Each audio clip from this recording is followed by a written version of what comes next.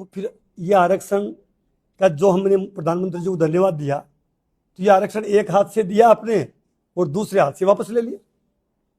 इस आरक्षण देने का कोई औचित्य नहीं रहा, इतनी शर्तें जोड़ दी। तब हमने 19 में अशोक गहलोत जी राजस्थान के मुख्यमंत्री थे, हमने उनसे आग्रह किया, साहब ये जो शर्तें प्रधानमंत्री जी ने तो जोड़ दी, आपने 14% कही थी, 14 को घटा के 10 कर दिया, ये शर्तों को आप जांच कर लो। हमने ज्ञापन दिया उनको, तमाम राजपूत संगठन, ब्राह्मण संगठन, वैश्य संगठन, सबने हमको ज्ञापन दिया और वो ज्ञापन हमने मुख्यमंत्री जी को दिया। उन ज्ञापनों का मुख्यमंत्री जी ने परीक्षण करवाया और परीक्षण कराने के बाद आपको बताते हुए मुझे खुशी है कि 20 अक्टूबर 2019 को केंद्र में लागू कब हुआ? 19 जनवरी 2019 को। और राजस्थान में अशोक गहलोत जी ने मुख्यमंत्री रहते हुए ज्ञापन की जांच करा के 8 लाख इनकम के अलावा बाकी सारी शर्तें हटा दी।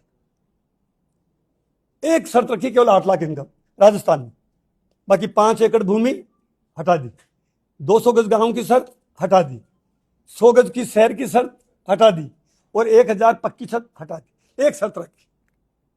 उसका फायदा क्या हुआ? हमारे ईडब्ल्यूएस वर्ग जो राजस्थान में 28% है, 28% ईडब्ल्यूएस वर्ग है, उस वर्ग के हमारे बच्चे बच्चियां बड़ी संख्या में सरकारी नौकरियों में आने लग गए। बहुत सी नौकरियों की आप अगर डिटेल जाएंगे, क्लास 4 से लेके क्लास 3 से लेके सेकंड, फर्स्ट, इवन आरएस में अभी रिजल्ट आया है, एक 142 हमारे लड़के लड़कियां ईडब्ल्यूएस वर्ग की वो आरएस बने। राजस्थान में ईडब्ल्यूएस का सरलीकरण किया, एक 8 लाख की शर्त है, ऐसी की ऐसी सेंट्रल गवर्नमेंट भारत सरकार कर देवे, ताकि केंद्र की जो नौकरी है, जब हमारे बच्चे आरएस बन रहे हैं, हमारे बच्चे आईएएस आईपीएस भी बनने लगे। हमारी एकमात्र मांग है। और जैसे अशोक गहलोत जी ने हटाई, ऐसे प्रधानमंत्री जी एक सेकंड में एक ऑर्डर करना है। अच्छा, खाली राजस्थान में नहीं हटी है, गुजरात में भी हट गई है, आंध्रा में भी हट गई है स्टेट में। तो जब राजस्थान में कांग्रेस ने हटा दी, गुजरात में बीजेपी की सरकार है वहां, तो उन्होंने भी हटा दी, और आंध्रा में टीडीपी की गवर्नमेंट है, उन्होंने भी हटा दी। तो इसका मतलब ये भी उचित नहीं है कि बीजेपी राज्य ने नहीं हटाई है, कांग्रेस राज्य ने हटा दी, बीजेपी राज्य ने हटा दी, और तीसरा जो पार्टी है टीडीपी, जो बीजेपी का सहयोगी गठबंधन है, उन्होंने भी हटा दी।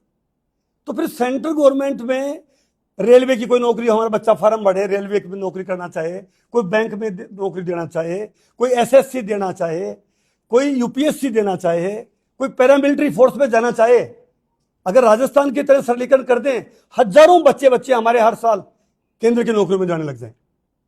एकमात्र हमारी मांग है, कोई इसमें राजनीति नहीं है।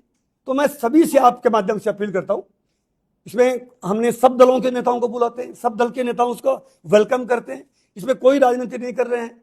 और दूसरा हम मांग कर रहे हैं कि पंचायत चुनाव आ गया, लोकल बॉडी चुनाव आ गया, तो ईडब्ल्यूएस वर्ग को ओबीसी की तरह हमको जो 10% दिया है, ईडब्ल्यूएस वर्ग को भी पंचायत चुनाव और लोकल बॉडी चुनाव में आरक्षण दिया जाए। ये हमने एक मांग, जो वो राजस्थान सरकार कर सकती है, वो भजनलाल जी कर सकते हैं, ये हमने एक मांग और रखी है जो जायज है, क्योंकि चुनाव इतने महंगे हो गए हैं कि गरीब आदमी चुनाव नहीं लड़ सकता सरपंच का। तो जो गरीब है, ईडब्ल्यूएस वर्ग का आदमी, जो ईडब्ल्यूएस का मतलब गरीब, तो सामान्य वर्ग का गरीब आदमी भी पंचायत चुनाव में वो भाग लेने लगे, ये हमारी एक मांग है। बाकी राजस्थान में ईडब्ल्यूएस सर्टिफिकेट जो है उसकी वैधता 3 साल है, दिल्ली में 1 साल है। हम कह रहे हैं कि जैसे राजस्थान में 3 साल एक बार बन गया सर्टिफिकेट, 3 साल रहेगा, ऐसा ही सेंटर वाले भी कर दें। दूसरी हमारी मांग है कि यहाँ हमारी जो महिला है उसकी इनकम को पति और पिता की इनकम को जोड़ के ये इनकम कर रखी, जो बिल्कुल बेतुकी है। अगर लड़की की शादी हो गई तो पति की इनकम जोड़ दो, लड़की कमा रही है तो पिता की इनकम जोड़ दो। महिलाओं के ऊपर अत्याचार किस बात का भाई? कि महिला अगर ईडब्ल्यूएस की है, वो नौकरी करना चाहेगी, तो जो 8 लाख की शर्त है उस इनकम को पति की इनकम भी जोड़ रहे हैं और पिता की इनकम भी जोड़ के कर रहे हैं। तो बहुत सी महिलाएं, क्या बड़ी मात्रा में महिलाएं हमारी ईडब्ल्यूएस की वो नौकरी से वंचित हो रही हैं। हम कह रहे हैं कि एक इनकम आप वो रखिए, जितने भी छात्रवृत्ति है, राजस्थान में हमने छात्रवृत्तियां दिलाई, स्कूटी दिलवाई ईडब्ल्यूएस वर्ग को, वो भी आप करिए, केंद्र में भी करिए।